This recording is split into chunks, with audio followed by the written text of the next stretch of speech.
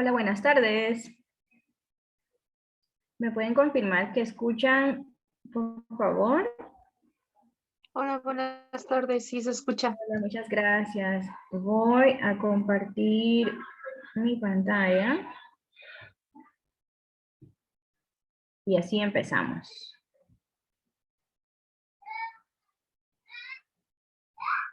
Ok, genial. ¿Me puede alguien confirmar, por favor, que pueden ver la presentación? Sí se ve. Sí. Se ve. Muchas gracias. Bueno, me presento. Mi nombre es Daisy Ramírez y soy psicóloga. Yo soy de Honduras. Y esta tarde voy a estar con ustedes un rato compartiendo y hablando acerca de la prevención del embarazo adolescente. Yo estoy aquí como parte de mi servicio social. Yo estoy en este momento tomando el máster de violencia de género en la Universidad Internacional de Valencia. Entonces, estoy apoyando a la Asociación Internacional de Mujeres Abrazando México y esta es una de las actividades que me corresponden hacer. Entonces es para mí un placer estar aquí con ustedes. Les digo que me pueden interrumpir en cualquier momento, las preguntas no se dejan para el final, sino durante la charla. Aquí está el chat y si no, pues levantan la mano y con mucho gusto les doy la palabra. Si quieren aportar, si quieren preguntar, lo que ustedes quieran. Ok, entonces antes de empezar a hablar del embarazo en la adolescencia, vamos a hablar acerca de qué es la adolescencia, porque es importante empezar pues desde el inicio. La adolescencia ya todos y todas aquí lo sabemos, seguramente atravesamos ya ese periodo, pero según la Organización Mundial de la Salud, la adolescencia es el periodo de vida que va desde los 10 años hasta los 19. Ahora incluso podemos ver pues en la actualidad y tal vez no tan en la actualidad porque yo fui una de esas chicas que su menstruación la tuvo a los 9 años, entonces creo que es algo que estamos viendo más y más. Pero aún así, la Organización Mundial de la Salud no ha cambiado, no ha hecho ningún cambio respecto a la edad y dice que empieza a los 10 años hasta los 19. Entonces, la adolescencia se caracteriza por tener cambios físicos y cambios psicosociales. Los cambios físicos ya lo sabemos, ¿de acuerdo? Solo vamos a medio repasar. Pues, ¿qué sucede con los chicos, por ejemplo? ¿No? Empieza a cambiarles la voz, les empieza a salir vello en la cara, ya empiezan a tener barbita y bigote, también en las axilas, nosotras también, las mujeres, en las axilas, y por supuesto vello en los genitales. Pero podemos hablar que el cambio físico más importante que sucede en la adolescencia para las chicas es la menstruación, la llegada de la menstruación.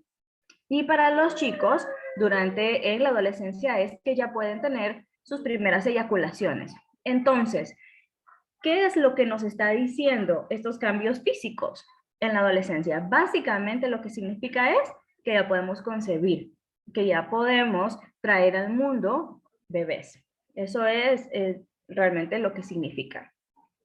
Estos son los cambios físicos. Los cambios psicosociales, pues bueno, si ustedes se acordarán cómo se sentían, la adolescencia es una época muy confusa realmente, porque ya no somos niños ni niñas. A algunas personas nos siguen tratando de esa forma, pero ya no lo somos. Pero tampoco somos personas adultas. Entonces hay mucha confusión porque no sabemos realmente qué hacer durante esa época. Es muy contradictorio lo que nos dicen en casa versus lo que están diciendo nuestros amigos y amigas afuera. Queremos encajar, queremos hacer, por ende, lo que los y las demás están haciendo. Esto es una característica realmente de la adolescencia. Seguramente las personas que están aquí lo vivieron y pues bueno, nuestras y nuestros adolescentes también lo están viviendo. Es el momento en el cual buscamos nuestra personalidad se está también terminando de formar. Entonces es súper importante todo esto que sucede. Hay cosas en la adolescencia que suceden que nos terminan de formar antes de convertirnos en personas adultas. Entonces básicamente esto es. Yo creo que pues todos aquí nos acordamos de cómo fue, ¿no? Lo confuso que fue. Eso es el cambio psicosocial más importante. Otro cambio psicosocial súper importante, la sexualidad. Llega la sexualidad, el descubrimiento de la sexualidad, la curiosidad acerca de cómo funciona nuestro cuerpo, de quiénes somos. Nuestro lugar en el mundo implica saber quiénes somos. ¿Quién soy yo como mujer? ¿Qué me hace mujer? ¿Quién soy yo como hombre? ¿Y qué es lo que me hace hombre? La mayoría de personas cuando escuchamos esta palabra sexualidad, lo primero que pensamos es relaciones sexuales. Eso es lo primero que se nos viene a la cabeza.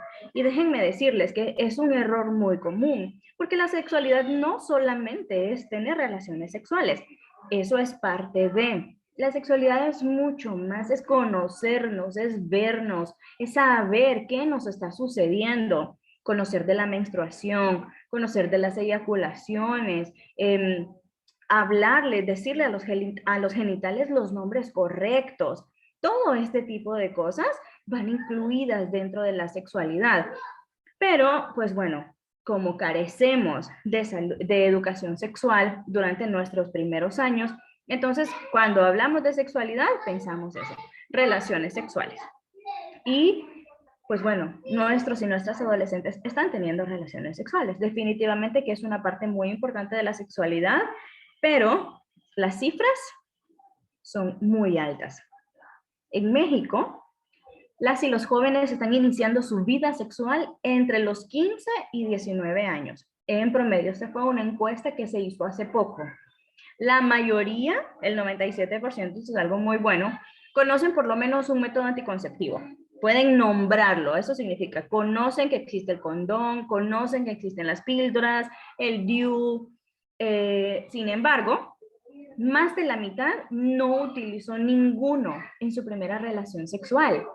Yo he trabajado con adolescentes e incluso he escuchado decir, no, es que mi primera vez no puedo quedar embarazada. Entonces, estamos rodeados y rodeadas de un montón de mitos, porque como carecemos de educación sexual, no sabemos realmente qué puede o no puede suceder. Entonces, yo he conocido también muchos adolescentes que su embarazo surgió a partir de su primera relación sexual. Y bueno, pues ni siquiera se disfrutó, ¿no? Porque estaban conociéndose las primeras veces.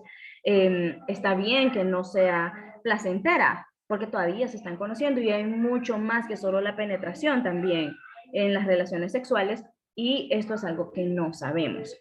La mayoría de personas no lo conocemos. Entonces, pues no utilizan un método anticonceptivo. Datos de la Secretaría de Salud muestran que la mayor demanda insatisfecha de métodos anticonceptivos corresponde precisamente a estos y estas adolescentes de 15 a 19 años. ¿Qué significa? Como pueden ver ahí, demanda insatisfecha. Significa que quizá haya algunos y algunas adolescentes que sí deciden, toman la decisión de tener relaciones sexuales y dicen, bueno, entonces voy a ir al centro de salud o acá en Honduras son centros de salud, no sé, allá me imagino que también.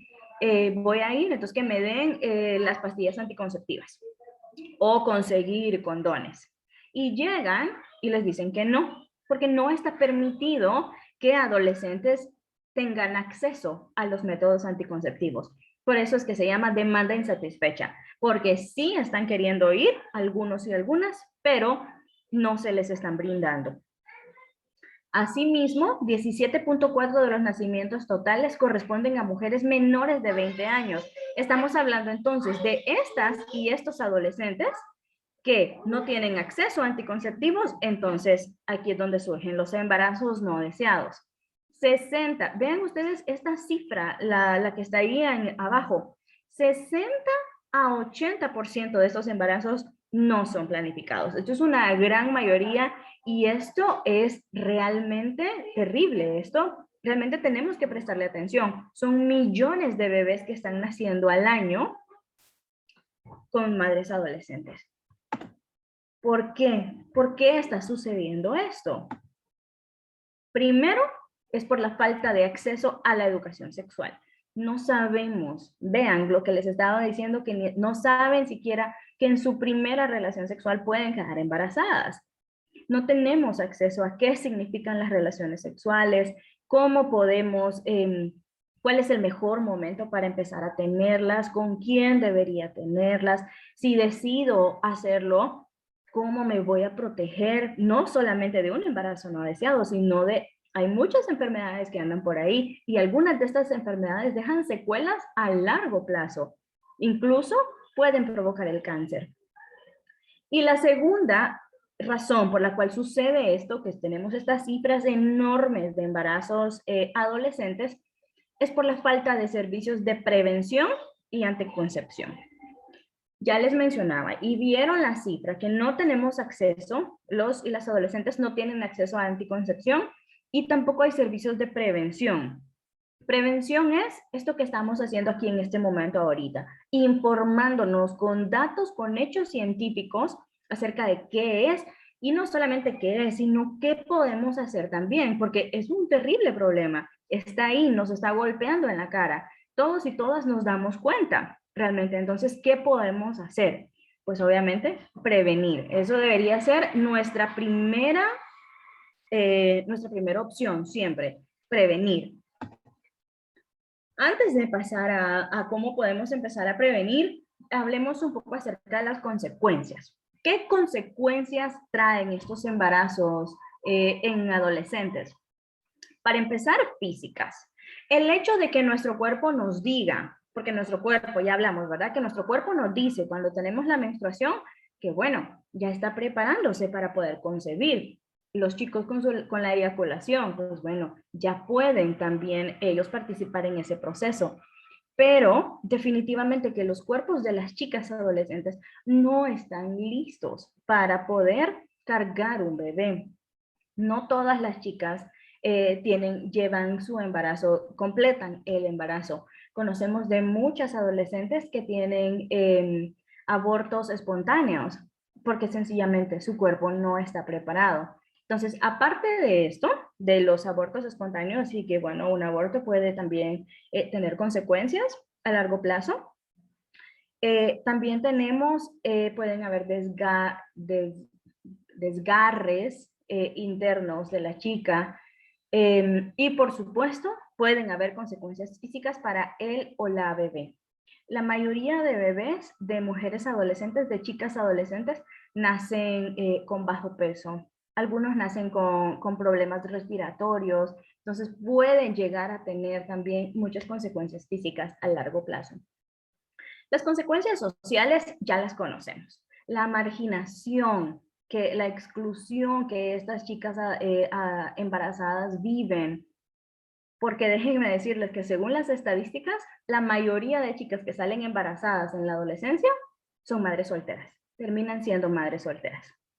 Entonces, ¿esto qué significa también? Una mujer sola tiene mucho menos posibilidades de seguir estudiando, de continuar, de terminar su preparatoria, de ir a la universidad, por ende, después de poder conseguir un mejor trabajo, un trabajo mejor remunerado, con mejores condiciones. Entonces, al final, todo esto, esa decisión que se tomó, el hecho de decir voy a cumplir con este embarazo, pues bueno, tiene un montón de acciones en cadena después de consecuencias básicamente negativas para la vida de estas chicas. Y por supuesto las psicológicas. Imagínense ustedes una chica de 15 años embarazada, sin saber cómo decirle a su familia, pensando qué va a hacer, por supuesto, mucha ansiedad, mucha depresión incluso. Puede haber consecuencias psicológicas terribles de culpa también, de que por qué permití que esto sucediera. Otra de las consecuencias físicas, lo había olvidado, es que debido a que no es bien visto un embarazo en la adolescencia, generalmente las chicas cuando se enteran lo tratan de ocultar. Y ustedes saben que cuando hay un embarazo, pues bueno, hay que hacer cosas, ¿verdad? Hay que ir al médico, el médico da ácido fólico y unas vitaminas, recomienda como cuál debe ser la alimentación, qué cosas hay que dejar de consumir, etcétera. Entonces estas chicas generalmente no tienen acceso a esos primeros meses que son cruciales, tanto para ella como para él o la bebé. Entonces también esto puede provocar consecuencias físicas a largo plazo, tanto para ella como para su criatura. Lo que sí podemos decir, eso no cabe duda, es que un embarazo adolescente es considerado un embarazo de riesgo siempre. Aunque la chica parezca muy bien, aunque todo vaya aparentemente bien, pues no, siempre es considerado un embarazo de riesgo.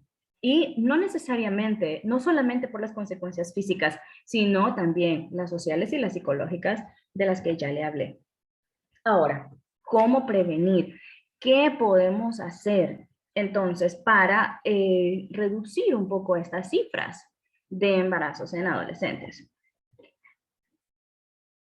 Si ustedes le preguntan a diferentes profesionales, cualquiera les va a decir o les van a decir diferentes opciones. Para mí, la opción, el camino que debemos tomar para poder reducir esas cifras es la educación sexual.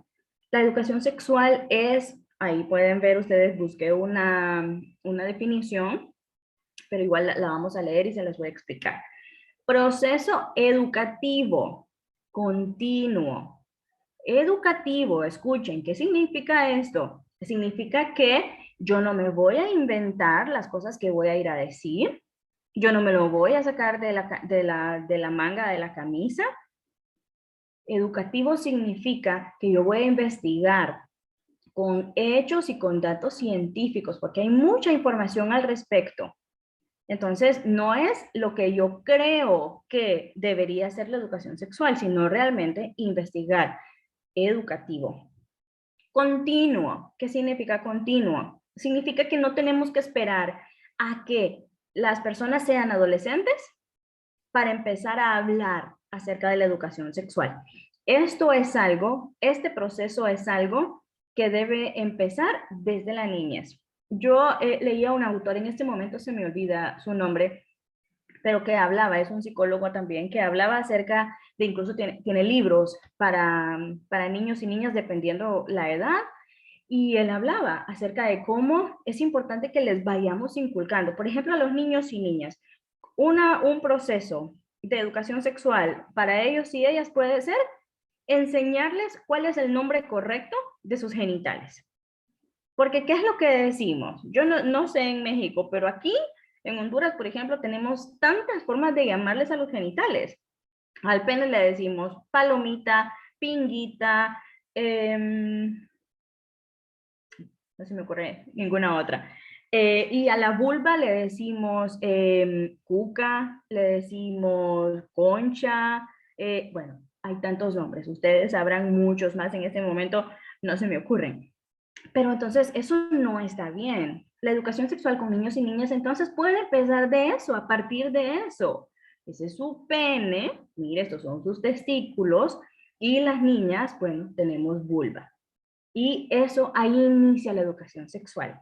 Ven, si lo empezáramos y supiéramos cómo hacerlo, no tenemos que esperar a que sean adolescentes y que lleguen con la pregunta, ¿no? O con esas preguntas que nuestros y nuestras adolescentes tienen y que cuando llegan y nos preguntan, no sabemos qué decir, porque es una sorpresa. Y me pueden decir ustedes, porque yo también me he topado con madres y padres que dicen, no, pero es que no tenemos que hablarles acerca de eso ahorita. Están muy chicos, están muy chicas. No deberían saber estas cosas, no deberían saber de métodos anticonceptivos, no deberían porque sencillamente no tendrían que estar teniendo relaciones sexuales y punto. Es prohibido, es pecado. Me he topado con muchas personas que me dicen esto, entonces mi pregunta es, ok, el hecho de que usted no quiera que su hijo o su hija tenga relaciones sexuales, ¿usted cree que eso lo va o la va a detener? ¿La va a parar? ¿La puede encerrar? ¿La puede amarrar? Pues no.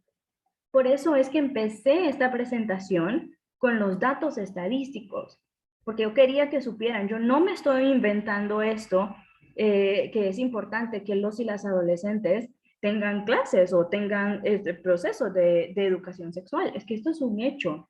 El hecho de que no hablemos acerca de la sexualidad no significa que ellos y ellas van a dejar de sentir curiosidad o que van a empezar a experimentar. Escucharon, ¿verdad? La cifra, según la encuesta esta que se hizo en todo el territorio mexicano, ¿a qué edad están empezando a tener relaciones sexuales? 15. 15 a 19 años en promedio. Entonces, el hecho de que no lo hablemos no significa que no lo están haciendo, no significa que no está allí, pero están teniendo relaciones sexuales irresponsables. Entonces, para eso es que sirve la educación sexual, para que puedan obtener información, que puedan informarse. ¿Y qué informarse? No solamente acerca de los métodos anticonceptivos, sino informarse acerca de qué es una relación sexual. Es que ni siquiera sabemos eso, ni siquiera saben eso. ¿Por qué? Les quiero preguntar. Pueden participar escribiendo en el chat o alguien si quiere levantar la mano. Ustedes que ya fueron adolescentes, ¿cómo descubrieron la sexualidad? ¿Cómo descubrieron este proceso de su sexualidad o de tener relaciones sexuales? ¿Alguien me podría comentar? Si tenían alguna duda, con quién fueron, a quién le contaron, a quién le preguntaron. Voy a esperar a ver si alguien me contesta.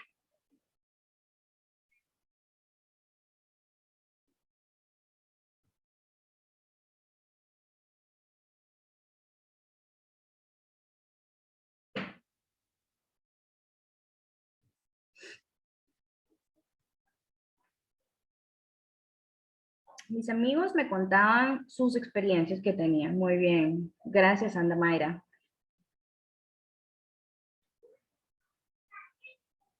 Cuando me surgían dudas, optaba por preguntarle a mi prima, dice Luisa Fernanda. ¿Y su prima mayor o más o menos de la misma edad?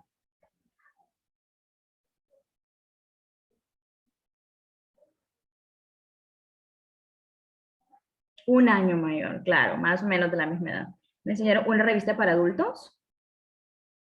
Carlos, qué bueno que usted menciona eso, porque yo les quiero decir algo. No tengo los datos, pero yo sé que lo vi en algún lado. No tengo los datos como estadísticos, pero les aseguro que si preguntamos, lo conseguimos. La mayoría de las personas, de nuestros y nuestras jóvenes, están aprendiendo acerca de la sexualidad con la pornografía. Y eso es un hecho y es una realidad terrible. A mí me entristece tanto, pero ahí es. Libros de texto en la escuela e internet. Ok, muy bien. Los libros de texto, pues, por supuesto, pueden tener información científica. El internet, no necesariamente. En el internet pueden haber páginas muy buenas, muy interesantes, muy científicas, muy serias, pero también pueden haber, bueno, ya sabemos, ¿no? Ya sabemos que en el internet hay de todo. Entonces la pornografía, pónganse ustedes a pensar de estos jóvenes y estas jóvenes que aprenden acerca de tener relaciones sexuales con la pornografía. La pornografía no es real. Ellos y ellas son actores y son actrices. Ese es su trabajo. Todas y todas aquí sabemos que así no es como funciona el sexo. Mis hermanas mayores, dice Xochitl. Sabemos cómo funciona el sexo. El sexo no es así como lo pintan en la pornografía, pero para nada. Y esto es lo que estamos aprendiendo, eso es lo que ellos y ellas están aprendiendo. Entonces, obviamente, alguien le escuchaba decir a una autora que hablaba acerca de el impacto que tiene la pornografía en la vida sexual, un impacto, un efecto permanente, terrible, por supuesto, como negativo, porque entonces llegan a las relaciones sexuales en la vida real y se dan cuenta que no es así. Se dan cuenta que no duran una hora, por ejemplo. Se dan cuenta que las erecciones no siempre duran tanto también. O sea, que cómo luce el cuerpo femenino, que hay mujeres que, bueno, es que es normal que tengamos vellos en la vulva. Y lo que han visto en la pornografía es que todas están súper depiladas y que no les encuentran ni un vello en su cuerpo. Entonces, obviamente, ¿no? Y sexualizan mucho el cuerpo de la mujer. O sea, es terrible, tiene muchas consecuencias negativas para nuestras vidas. Entonces, ¿qué es lo contrario de la pornografía? Pues la educación sexual. Ese es el proceso que deberíamos tener. La educación sexual lo que busca es desarrollar un pensamiento crítico que nos ayude o posibilite adquirir una actitud positiva a la sexualidad. La sexualidad no es nada malo. La sexualidad es algo hermoso. Definitivamente, es lindo, nos dice que quienes somos, nos ayuda a aceptarnos, a aceptar nuestro cuerpo, a aceptar nuestras partes, a aceptar cómo somos y eventualmente pues a tener relaciones sexuales íntimas con una persona. Ahí sí ya podemos decidir una persona a la cual queremos y con la cual tenemos una conexión o simplemente pues quiero tener relaciones sexuales solamente porque quiero, como sin ser necesario que exista un vínculo. Pero entonces, estas decisiones, ¿con quién voy a tener relaciones sexuales? ¿Cómo me voy a explorar? ¿Me puedo masturbar o no? Todas estas posibilidades que existen, lo que necesitamos es que ellos y ellas desarrollen un pensamiento crítico. ¿Qué significa esto? Que aprendan a pensar. Ya es momento, ya puedo, me siento listo, me siento lista para tener relaciones sexuales. ¿Con quién lo voy a hacer? ¿Dónde lo voy a hacer? ¿Me quiero cuidar? A mí me dijeron que pues el preservativo ayuda con algunas enfermedades, no solamente prevenir un embarazo y eso. O sea, ven, que puedan pensar, porque si les enseñamos a pensar, porque si les enseñamos que empezar su vida sexual va a tener muchas consecuencias, es que no es tan fácil como nos lo están diciendo mis amiguitos y mis amiguitas. Es algo que cambia la vida, es algo impactante y es algo que si no lo hacemos bien puede tener consecuencias negativas, pero no lo sabemos. Solo sabemos según el video porno o según la revista. No, es que es cool, es genial. Esto es lo que los chicos y las chicas están haciendo. Todo el mundo lo está haciendo. Y, por ejemplo, también tenemos algunos mitos como que a los chicos, por ejemplo, pues así es como demuestran su hombría. Entre más mujeres consiguen llevar a la cama, entonces más hombres son. Entonces, ven, y a nosotras las chicas nos dan el mensaje contrario, ¿no? Generalmente, las chicas no podemos tener relaciones sexuales, las chicas tenemos que darnos a respetar, las chicas tenemos que mantener las piernas cerradas. Entonces, todo esto lo que hace es desarrollar, es construir una sexualidad que al final no es buena, no tenemos esta actitud positiva de la que hablamos, sino todo lo contrario. Entonces, eso es lo que necesitamos desde que son niños y niñas, porque ya cuando llegan a la adolescencia, con todos estos cambios hormonales, pues bueno, ya sabemos, ¿no? Se dejan llevar por estos cambios hormonales. La famosa calentura que le decimos coloquialmente. Esto es cierto. Eso está sucediendo en nuestro cuerpo. Nuestras hormonas están locas. Nuestro cuerpo está pasando, está atravesando tantos cambios. Esto es cierto. Esto no, ellos y ellas no se lo están inventando. Realmente se sienten así. Pero ¿qué tenemos que enseñarles? ¿Qué tenemos que enseñarles? A pensar y a decirles, el hecho de que usted esté sintiendo estas cosas no significa que necesariamente debe acabar en una relación sexual. ¿Está usted lista? ¿Está usted listo para lo que eso significa? ¿Qué pasa si sale embarazada? ¿Qué pasa si llega a tener una infección de transmisión sexual? Eso es el pensamiento crítico al que me estoy refiriendo acá. Que sepan, pero ¿cómo les vamos a poder decir todas estas cosas y hacerles todas estas preguntas si no les informamos? Antes de decirles que piensen si van a tener relaciones sexuales o no, tienen que tener toda una base y una base sin juzgar. Por eso estábamos hablando de conocimiento científico. El conocimiento científico es objetivo. No busca culpabilizar, no busca decirle, no, es que miren, no lo haga y ya, porque así tiene que ser las cosas. Y punto, me decían a mí en mi casa. No, no necesitamos ese tipo de personas, porque ¿qué significa eso? Es que no va a importar, no les van a hacer caso y ya no les están haciendo caso, porque no es así, no es la manera. Tenemos que enseñarles a pensar, que puedan pensar, tomar decisiones seguras y responsables. Eso es lo que busca al final la educación sexual. Otra cosa que necesitamos y que nos ayuda con la educación sexual es que los y las adolescentes se reconozcan, se identifican como seres sexuales y sexuados durante toda su vida. Eso no va a desaparecer, empieza en la adolescencia y nos acompaña el resto de nuestra vida, nuestra sexualidad. Y pues bueno, es que existe. No tenemos por qué sentir culpa, pero generalmente es así, especialmente para nosotras las mujeres. Entonces necesitamos, ¿no? Con información, como les estoy diciendo, con información concreta, con datos científicos y estadísticos, porque esto no se va a ir, así somos. Ayuda también, esto es muy importante, ayuda a propiciar relaciones de respeto, valores, solidaridad y equidad entre las personas. Ni siquiera sabemos, muchas personas ni siquiera sabemos cómo tener una relación sana. La educación sexual nos ayuda a esto. Nos dice, ¿qué es una relación? ¿Qué puedo encontrar en una relación? ¿Qué puedo esperar de una relación? ¿Qué tengo que aportar a una relación? ¿Por qué? Porque aprendemos de las relaciones en las películas, en las novelas, en la pornografía, porque eso es una relación también al final del día. Entonces, ¿y qué es lo que aprendemos? Los mitos del amor romántico. Para hacerles un resumen de qué son los mitos del amor romántico, les voy a poner, a mí un ejemplo que me gusta mucho poner, porque lo he visto en muchas mujeres, es el cuento de la Bella y la Bestia. Disney nos ha hecho mucho daño respecto a esto de las relaciones, porque lo que Disney nos dice es que, bueno, que el amor es suficiente, que si yo amo profundamente e intensamente a esa persona, lo voy a lograr todo. Solo con amar yo voy a superar cualquier obstáculo.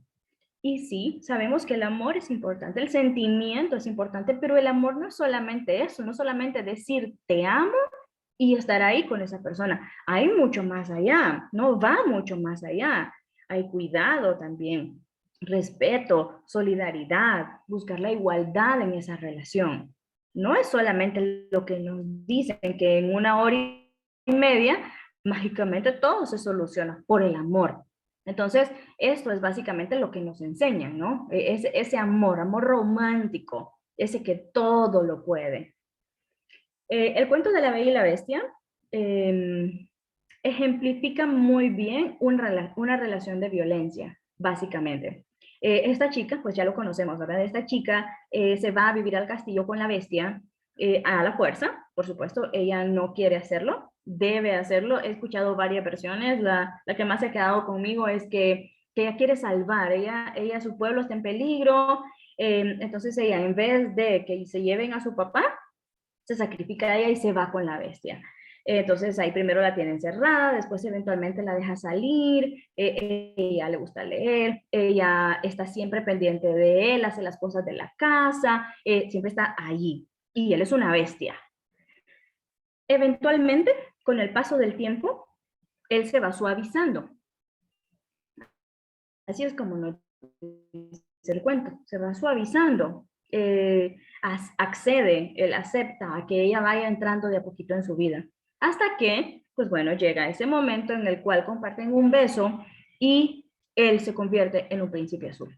Deja de ser una bestia y se convierte en un príncipe azul. Entonces, ¿cuál es el mensaje en el fondo? Dañino especialmente para las mujeres, porque lo que nos está diciendo es que si nosotras las mujeres somos buenas, somos amorosas, somos cariñosas, somos atentas, hacemos como todo lo bueno, al final vamos a cambiar a esta bestia.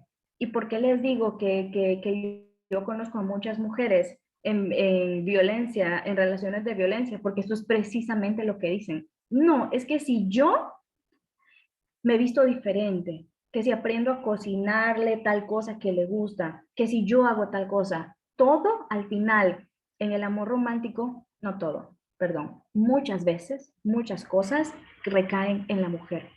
Es la mujer la que se tiene que esforzar para mantener esta relación, porque los hombres, pues bueno, es que los hombres son hombres y a ellos se les perdona mucho. Infantilizamos mucho a los hombres y a las mujeres les damos más responsabilidad. Esto también es un mito del amor romántico, porque lo que tenemos que buscar es que haya igualdad en la relación. Él respeta, ella respeta. Todos conocemos, lamentablemente las relaciones adolescentes en este momento están funcionando así. Miren, ahora con las redes sociales, que tienes que darme la contraseña de tu teléfono, que con quién estás chateando, mándame la ubicación de dónde estás, tómate una foto con la persona que estás y me la mandas. Bien, esto también es amor romántico. Entre más te controlo, más te quiero. Y así empieza. Ya están inmersas en una relación de violencia de la que no pueden salir. Entonces, ven, es importante la educación sexual, entonces, ¿a qué nos va a ayudar también? A que conozcamos cuáles son las relaciones, cómo funcionan las relaciones. Necesitamos que tanto ellas, las adolescentes, como ellos, los adolescentes, sepamos. Nadie aquí, nadie, sí queremos prevenir los embarazos adolescentes y para eso estamos aquí. Pero aparte de eso, o sea, la educación sexual, como les decía, es mucho más, porque no solamente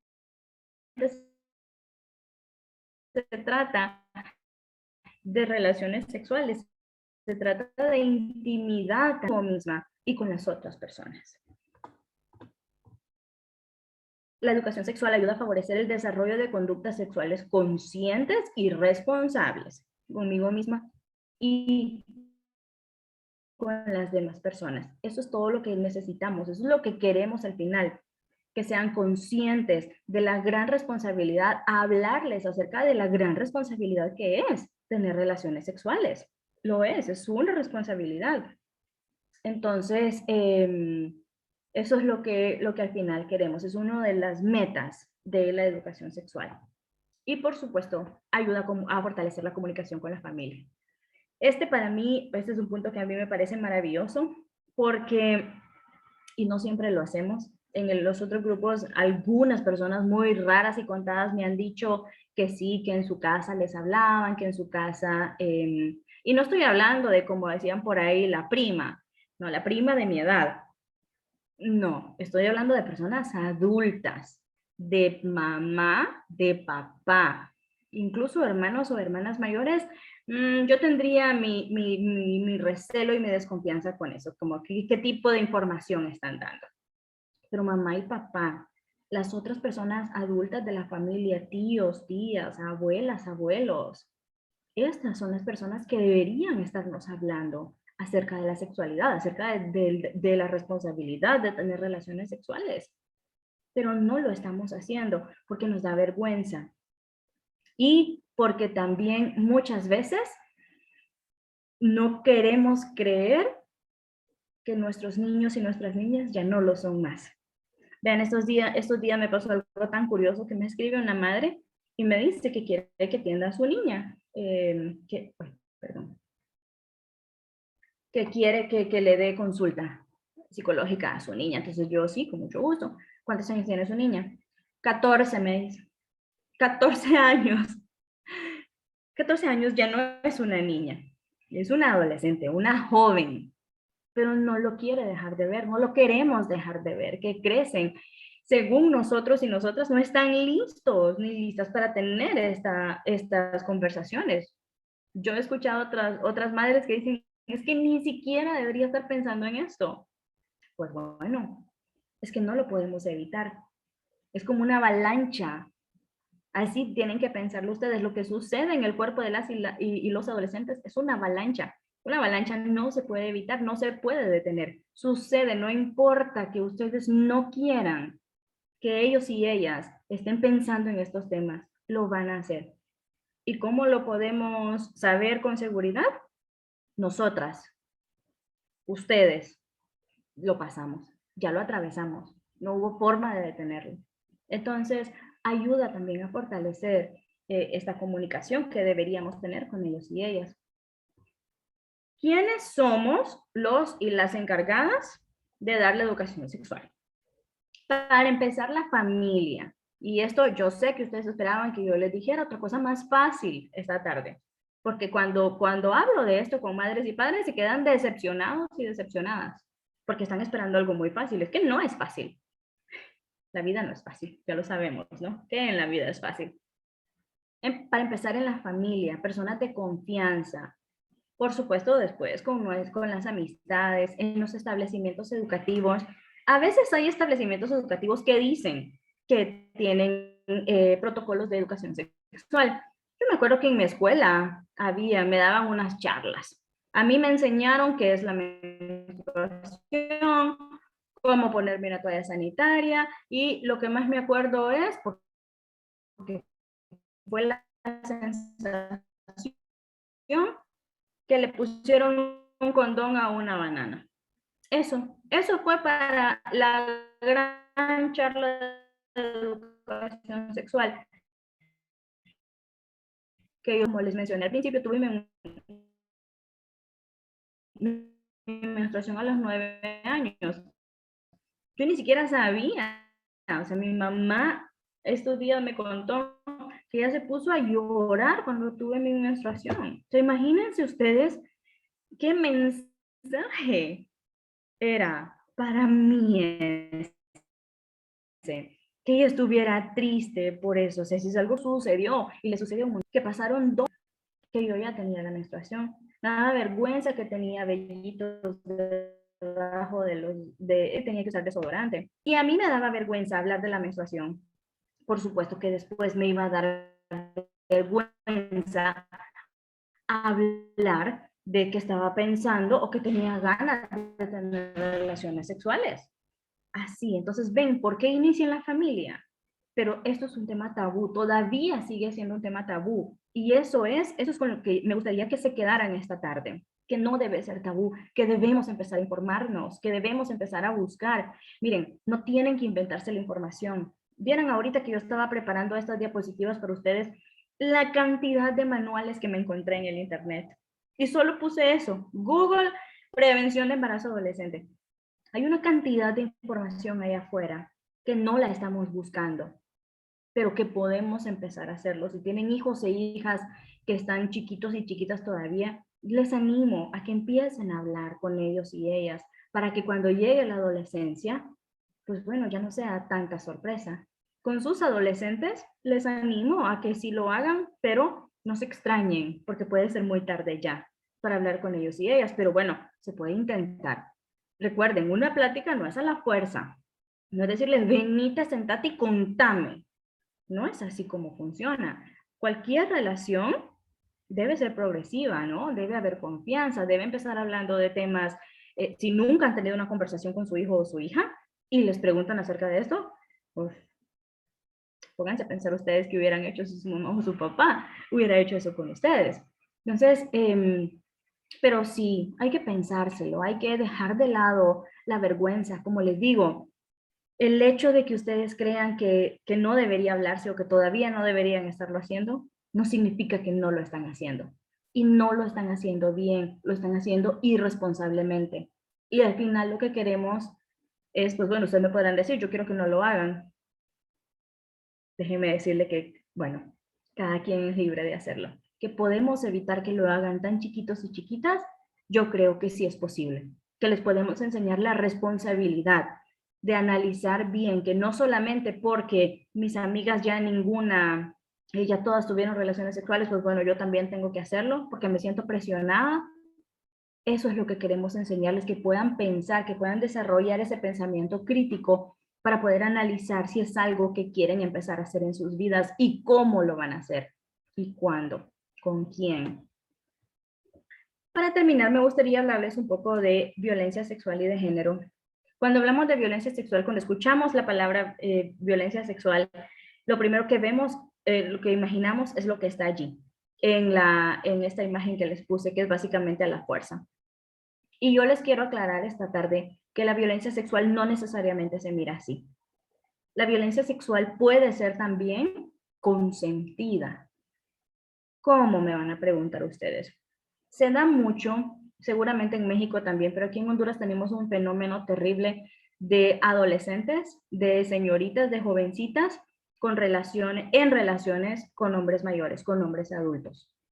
Entonces, esto es algo que le tenemos que poner mucha atención, mucho foco, mucho coco, realmente, porque aún la chica se muestre muy enamorada, aunque le conteste los mensajes, aunque acceda a tener relaciones sexuales con él, no necesariamente significa que está consintiendo. ¿Por qué? Pónganse a pensar ustedes. Yo, para hacerlo más fácil este tema, lo que pregunto es, ¿quién es la persona adulta en esa relación? El hombre. Siempre me lo responden. Estoy hablando de hombres adultos y chicas porque es lo que más se da, pero también puede ser un adolescente varón. Entonces, ¿quién es la persona en esa relación que debería estar buscando tener una relación sentimental con una persona de su edad, con una chica de su edad mayor de edad? ¿Por qué buscar un adolescente? Porque son muy fáciles de manipular. Muchísimo. Una de las frases que más escucho yo que les dicen a estas adolescentes es, es que, no, es que como yo ya soy un hombre, yo necesito una mujer a mi lado, que haga cosas de mujeres conmigo. ¿Vos me podés dar eso? Esa es una frase muy, muy común y es pura manipulación. Entonces, ¿ven por qué es importante la educación sexual? Tenemos que enseñarles a nuestras chicas que quien le diga eso no está bien, no la quiere, solo quiere conseguir algo. Ven, a esto me refiero con la información. Si supieran cómo realmente funciona una relación, entonces podríamos evitar mucho daño. Y bueno, eso es todo lo que yo tenía planificado conversar con ustedes. ¿A alguien le gustaría participar? ¿A alguien le gustaría comentar algo? ¿Tienen alguna pregunta? ¿Algo que les gustaría decir?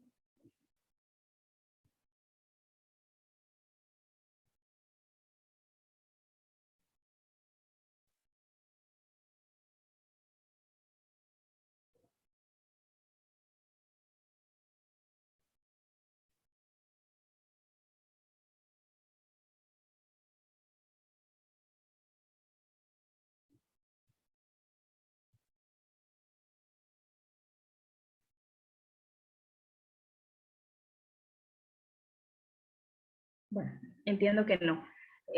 Bueno, espero les haya parecido productivo. Es un placer. Ha sido un placer para mí estar aquí con ustedes esta tarde. Si no tienen alguna pregunta, pues, bueno, eso sería todo.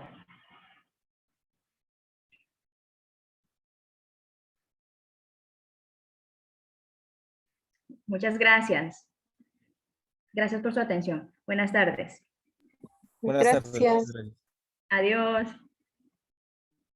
Hasta luego.